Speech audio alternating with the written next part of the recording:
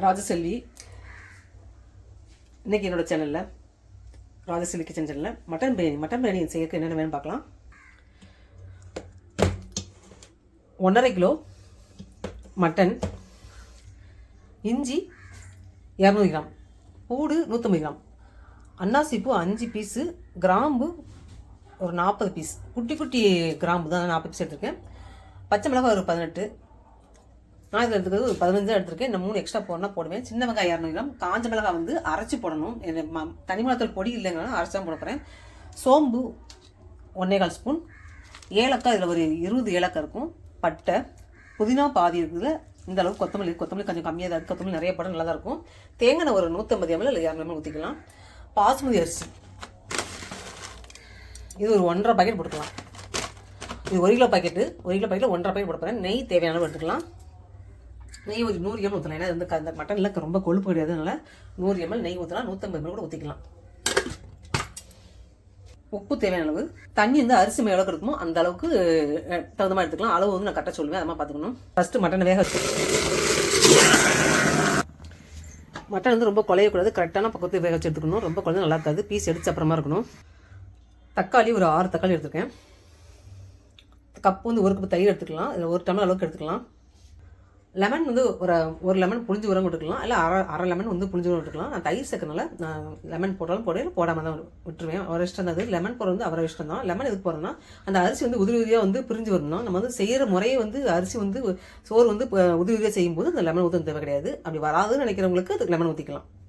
ஏன்னா புளிப்புக்கு தான் வந்து தக்காளி போடுறோம், அந்த தயிர் சேர்க்குறோம், அதனால் லெமன் ஊற்ற கொஞ்சம் புளிச்சிட்டு இருக்க மாதிரி இருக்கும். அந்த லெமன் சேர்க்கறதே வந்து சோறு வந்து உதிரி உதிரியாக வரணுங்கிறத எல்லாம் லெமன் சேர்ப்பாங்க. தேங்காய் ஊற்றிக்கலாம்.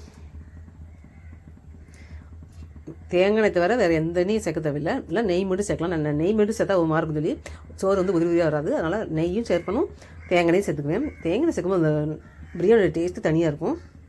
கடலை தேய்க்கும், அந்த கடலனுடைய ஸ்மெல் வந்து அப்படி தனியாக தெரியும். அதனால் கடலை சேர்க்க வேண்டாம். ரீஃபைண்ட் ஆயில் உடம்புக்கு கிடையாது, அதுவும் சேர்க்க மாட்டேன். சன்ஃப்ளவரும் அதே மாதிரி தான் சேர்க்க மாட்டேன், ரொம்ப சேர்க்க மாட்டேன். சுத்தமான சூரியந்தெல்லாம் சேர்த்துக்கலாம். நல்லெண்ணெய் ஊற்றியாச்சு, நல்லெண்ணெய் கிடையாது, தேங்காய் ஊற்றியாச்சு. தேங்காய் பேச்சு வாக்கில் வந்து மறந்து போச்சு, ஊற்றுறதே வந்து பார்த்து சொல்கிறேன். பிரியாணிக்கு நல்லெண்ணெய் மட்டும் ஊற்றணும், டேஸ்ட்டு சொதப்பிடும். பட்டை, சோம்பு, ஏலக்காய் இதை நுணுக்கக்கூடாது, அப்படி முழுசாக போடணும். இதில் நுணுக்க வேண்டியதுன்னா அன்னாசிப்பூ, கிராம்பு மட்டும் நுணுக்கி போடணும். பொன்முருகில் அப்படியே வறுவட்டும். அன்னாசிப்பூ, கிராம்பு நுணிக்கலாம். பெரிய வெங்காயம் 3/4 கிலோ பெரிய வெங்காயம் நீல பக்கம் பொடிப்படியாக கட் பண்ணி வச்சாச்சு. 3/4 கிலோ பெரிய வெங்காயம். தேங்காய் ஒன்று கொஞ்சம் ஊற்றிடலாம். இஞ்சி,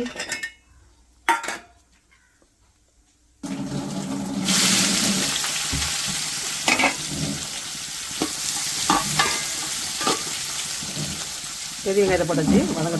பச்சை மிளகாய்,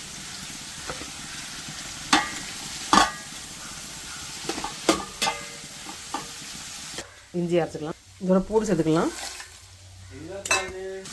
இஞ்சி பூடு அரைச்சி சேர்த்துக்கலாம். இந்த மாதிரி குறவாக தான் அரைக்கணும், மையாக அரைக்கக்கூடாது. குறவாக பார்த்தா அது டேஸ்ட்டு பிரியாணி கொடுக்கும்.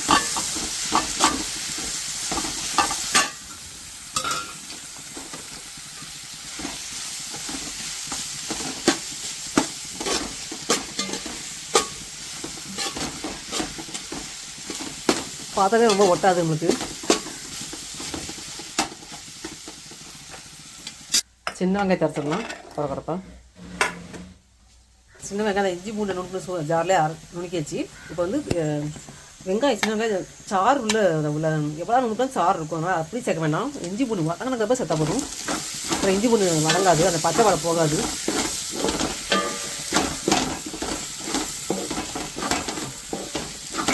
தக்காளியும் சின்ன வெங்காயம் அரைச்சிடும், இஞ்சி பூண்டு நல்லா வதங்கினதுக்கப்புறம் சேர்த்தா போதும். முக்காவது அளவுக்கு வதங்கணும். சின்ன வெங்காயம் சேர்த்துக்கலாம்.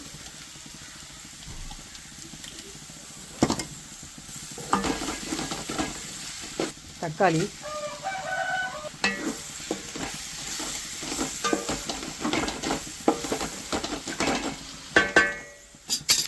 கொத்தமல்லி, புதினா,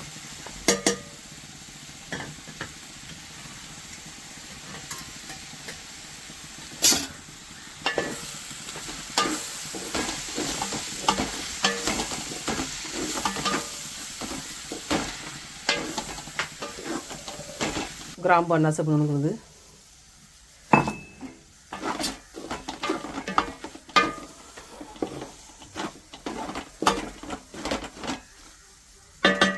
தனி மிளகாய் பொடிக்கு பதில் தனி மிளகாய் அரைச்சிக்கலாம். அரிசி,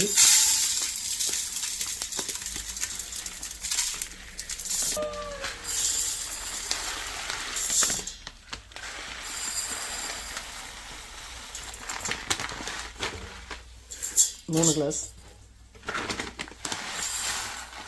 பாக்கெட்டு,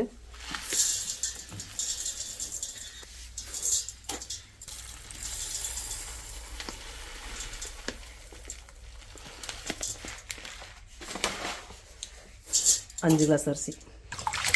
பாஸ்மதி சரி ஊறட்டும். வேக வச்ச கறி பீஸ் சேர்த்துக்கலாம்.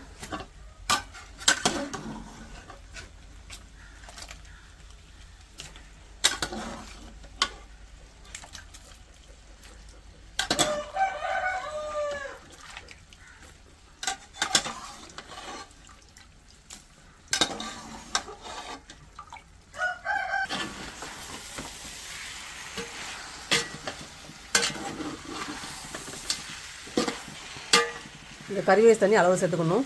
தனி மிளகாத்தூள் அரைச்சது,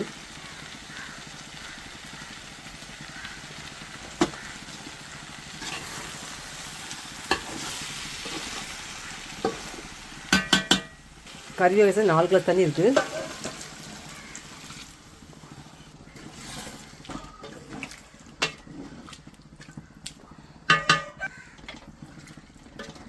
சாத தண்ணி 5 கிளாஸு. 5 கிளாஸ் அரிசிக்கு 9 கிளாஸ் தண்ணி கணக்கு. நான் 1 கிளாஸ் குறைச்சி வைப்பேன், அப்போ தான் பொழு பொழு வரும்.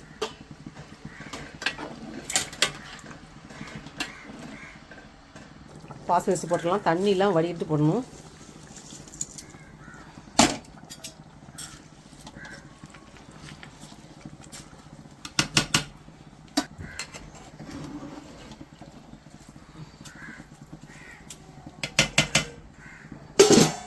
நெய் சேர்த்துடலாம்.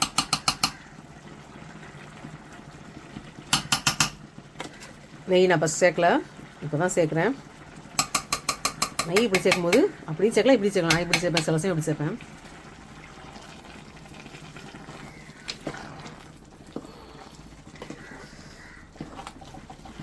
உப்பு சேர்த்துடலாம். அப்படியே கலரிட்டுலாம். இந்த மாதிரி கறி பீஸ் நிறைய போடலாம், பிரியாணி டேஸ்ட் நல்லாயிருக்கும். தயிர் கலர் கழிட்டு மூடியை போட்டு சிம்மில் போட்டு விட்டுடலாம். பிரியாணி அடித்து பார்க்கலாமா? மூடியை ஓப்பன் பண்ணிடலாம். நான் தம் போடல, பார்த்தீங்களா? தம் போடாமலே பிரியாணி எப்படி பொழுப்புன்னு வரும்னு பார்க்கலாம். அப்படியே லேயராக எப்படி பார்த்தீங்களா? நம்ம ஊற்றுற அளவு தண்ணியை பொறுத்த இருக்குது. வீட்டில் பெரியவங்க சீக்கிரம் சாப்பிடாண்டாங்க.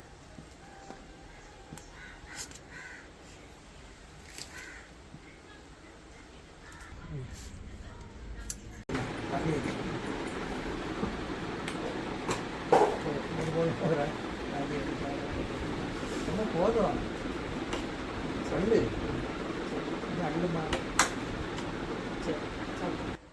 பேசாத. இந்த மாதிரி லேயராக பிரியாணி செய்யணும்னா என்னோடய ராஜசெல்வி சேனலை தொடர்ந்து பாருங்கள்.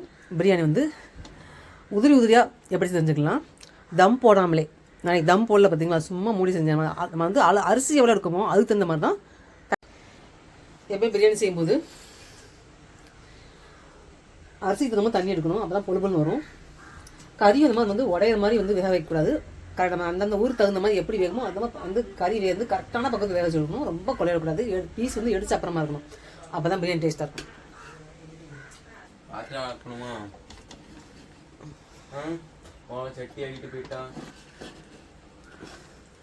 பொழுப்புன்னு உதவியான மட்டன் பிரியாணி ரெடி ஆயிடுச்சு.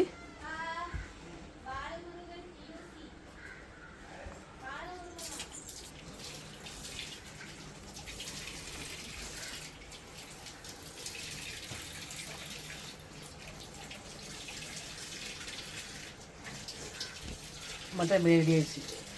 பிரியாணி ரெடி ஆயிடுச்சு. சாப்பிட போகிறேன். அது எப்படி பார்க்கலாம். இந்த மாதிரி பொழுப்புன்னு இருக்குன்னா என்னோடய சேனலை பாருங்கள். ராஜசெல்வி என்னோடய சமையல் சேனல் அது. இந்த அரிசி எப்படி லேயர் லேயராக அப்படி உருளுன்னு இருக்கும், ஒன்று ஒட்டாமல். ஆனால் தம் போடாமல் செஞ்சேன். தம் போடாமல் இப்படி செய்யணும், இது ரொம்ப ஈஸி, செஞ்சு முடிச்சிடலாம். ராஜசெல்வி சேனலை தொடர்ந்து பாருங்கள். இதே மாதிரி கறி பீஸும் இப்படி உடையாமல் இந்த மாதிரி இருக்கணும்.